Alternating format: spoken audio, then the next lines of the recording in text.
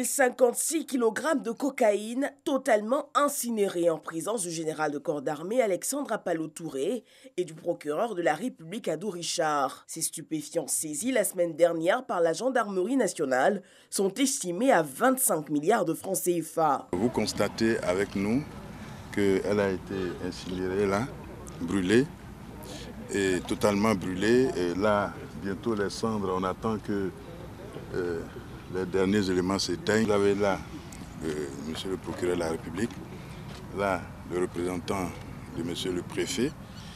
Donc tout le monde est témoin que ça a été bien brûlé.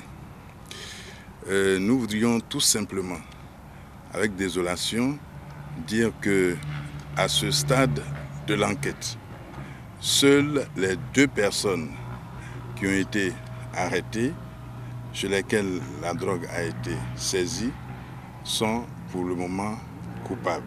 Une infime partie a été mise sous scellé pour la suite de l'enquête et les besoins de laboratoire. Lorsque les personnes sont déférées, le dossier, en ce qui concerne ce genre de dossier qui a des relents internationaux, c'est confié à un juge d'instruction. Et il a besoin, lui, le juge, d'avoir une partie du scellé. On ne pouvait pas tout détruire. Également, pour les besoins aussi de laboratoire, on a conservé une partie. Et pour les besoins de la brigade cynophile, parce que sachez bien que c'est les chiens renifleurs qui permettent aussi, à travers, n'est-ce pas, l'entraînement qui leur est effectué avec la drogue, de pouvoir déceler les colis qui sont, dans lesquels il y a de la drogue. Donc c'est pour ces besoins-là qu'on a retenu une infime partie.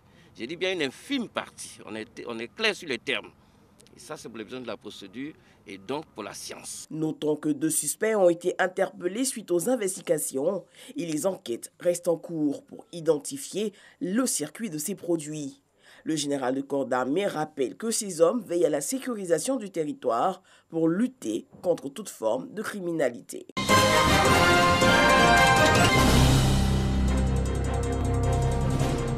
Akwe Agman dans la commune de Bingerville. Dans ce village, 220 logements seront bâtis d'ici à 24 mois. Un projet de la mutuelle des enseignants-chercheurs et chercheurs des sciences de santé, Mutexa, et ses partenaires. Un pas très important après l'acquisition de 23 hectares de terrain viabilisés par la mutuelle. À terme, chaque membre souscripteur aura une propriété foncière et un toit décent. Les enseignants-chercheurs des sciences de la santé, c'est-à-dire de médecine, pharmacie et odontostomatologie, se sont regroupés en mutuelle parce qu'ils ont voulu faire ensemble une cité des rêves, un peu comme au temps de feu le président Félix Houphouët-Boigny, où il logeait nos maîtres. Ils se sont associés donc pour pouvoir acquérir des terrains.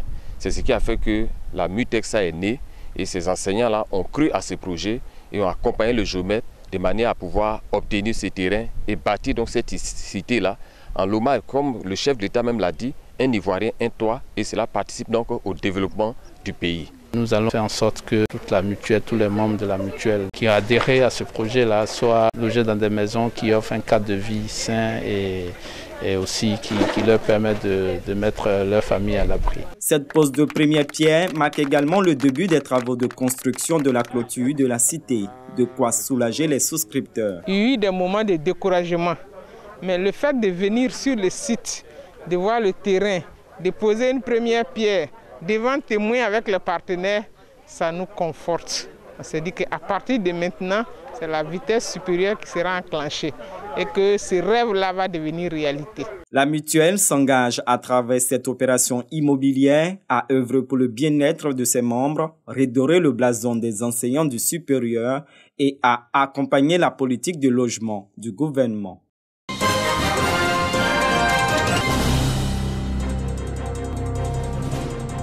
À 2 semaines de l'ouverture de la Ligue 1, la présidente du comité de normalisation, Mariam Daou Gabala, s'est rendue ce mardi 2 mars 2021 dans les locaux de la RTI pour une prise de contact et surtout pour réaffirmer la volonté de la Maison de Verre de Treichville de poursuivre son partenariat avec le groupe RTI. Le partenariat entre la RTI et la FIF est un accord de raison. Une affirmation de Fosseni Dambélé, directeur général de la RTI, qui était entouré pour l'occasion de ses principaux collaborateurs. Nous allons démarrer les championnats de Ligue 1 et de Ligue 2 au mois de mars et il était bon que nous nous préparions. Je voudrais ajouter que la collaboration est tellement belle que nous aurons bientôt à fêter la Journée internationale de la femme.